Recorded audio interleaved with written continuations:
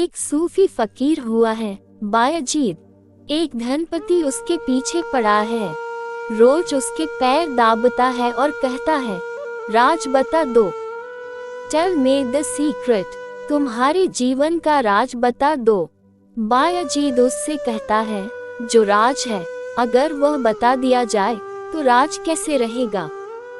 Secret का मतलब ही यह है कि जिसे मैं तुझे बताऊंगा नहीं, जिसे मैंने कभी किसी को नहीं बताया, तभी तो वह राज है, अन्यथा फिर राज कैसे रहेगा। लेकिन वह आदमी मानता ही नहीं। वर्ष बीतने को आ गया। वह है कि रोज पैर दबाए जाता है। वह कहता है बायजीद को कि बता दो राज। तो बायजीद ने एक दिन कहा कि तो ठीक है, आज बताए देता हूँ, लेकिन एक शर्त रहेगी। क्या तुम मेरे राज को राज रखोगे, किसी को बताओगे नहीं? Will you maintain the secret a secret? कसम खाओ कि क्या तुम राज को राज रखोगे और किसी को बताओगे नहीं। उस आदमी ने कहा, कसम परमात्मा की कि राज को राज रखूंगा और किसी को बताऊंगा नहीं। बायजीद ने कहा, शाबाश, अगर तू अपनी कसम रख सकता है तो मैं भी अपनी कसम रखूंगा और राज को बताऊंगा नहीं। और अगर मैं ही तोड़ दूंगा तो तेरा कैसे भरोसा करूं कि तू नहीं बताएगा। तो जो प्रकट हो जाए वह प्रकट नाम मात्र को था, जस्ट फॉर द नेम सेक। बीज नाम मात्र को अप्रकट है, इतनी तो तैयारी दिखा रहा है प्रकट होने की, ऐसा आतुर है। नाम मात्र को अव्यक्त है।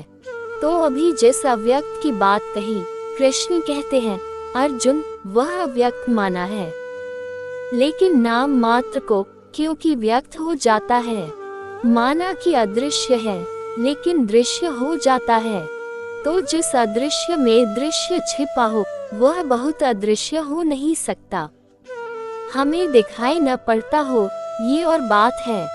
हमारी आंखें कमजोर होंगी, हमारी आंखें न पकड़ पाती होंगी, लेकिन वह बिल्कुल अव्यक्त नहीं कहा जा सकता। इन दोनों के पार, इस अव्यक्त के भी पार, बियॉन्ड दिस एंड मैनिफेस्ट, वह ब्रह्म है। वह अव्यक्त से भी अति परे, बियॉन्ड दी बियॉन्ड, अव्यक्त से भी अति परे, उसके भी पार, पार के भी पार, अतिक्रमण का भी अतिक्रमण करता हुआ वह ब्रह्म है, जो सनातन अव्यक्त है। जो सनातन अव्यक्त है, इटर्नली एंड मैनिफेस्ट। ये तो टेम्पररी एंड मैनिफेस्ट है, अस्थायी रूप से अव्यक्त है, फिर व्यक्त हो जाता है, फिर अव्यक्त हो जाता है। लेकिन एक ऐसा अव्यक्त भाव भी है, एक ऐसा अव्यक्त अस्तित्व भी है, एक ऐसा अव्यक्त होना भी है, जो कभी व्यक्त न हुआ है, न होगा, न हो सकता है।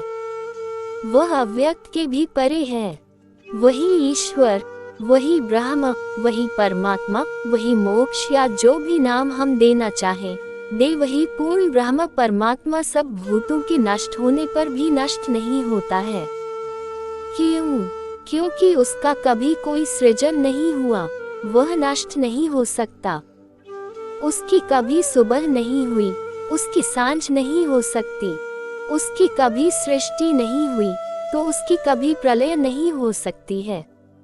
अगर तू जानना ही चाहता है अमृत को, और अगर तू जानना ही चाहता है कि कैसे मैं लोगों की मृत्यु से बचूं और कैसे मैं मृत्यु से बचूं, विनाश से बचूं, तो अर्जुन से कृष्ण ने कहा, तू उसे जान ले जो अव्यक्त के भी पार है।